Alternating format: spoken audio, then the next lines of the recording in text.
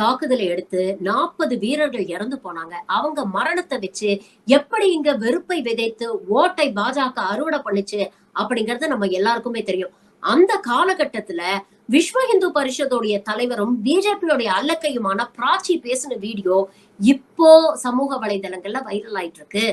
அப்பவே அந்த அம்மா என்ன சொன்னுச்சு அப்படின்னு பாத்தீங்கன்னா, வெளிப்படையாக கோத்ராவில் நடந்த ஒரு சம்பவம் மாதிரி மீண்டும் பாகிஸ்தான்ல மோடி அவர்கள் நடைமுறைப்படுத்த வேண்டும். கோத்ராவில் எப்படி கலவரம் பண்ணீங்களோ அதே மாதிரி பாகிஸ்தான்ல ஒரு கலவரத்தை ஏற்படுத்துங்க. ராவல்பிண்டியும் கராச்சியும் எரிஞ்சாதான் இந்த தீவிரவாதத்துக்கு ஒரு முடிவு பிறக்கும் அப்படின்னு கோத்ரா கலவரத்துக்கு மோடி ரெஸ்பான்சிபிள் அப்படின்னு அப்பவே இந்த அம்மா வாக்குமூலம் கொடுத்திருக்கு. அந்த வீடியோ இன்னைக்கு சமூக வலைதளங்கள்ல வைரல் ஆயிட்டு இருக்கு. இப்பவும் இந்த பெஹல்காம்ல நடந்த தீவிரவாத தாக்குதலை மையமா வச்சு இங்கே வாழக்கூடிய இஸ்லாமியர்கள் மீது வெறுப்பையும் வன்மத்தையும் இந்த சங்கி கூட்டம் பரப்பிக்கிட்டு இருக்கு. இதற்கு நீங்களும் ஏமாந்து கூட துணை போயிடாதீங்க. We want justice.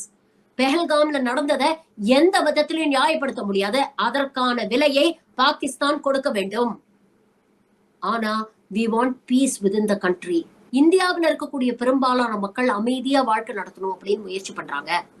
அந்த அமைதியை சீர்குலைத்து அதில் குளிர்காய நினைக்கிறது இந்த சங்கி கூட்டம்.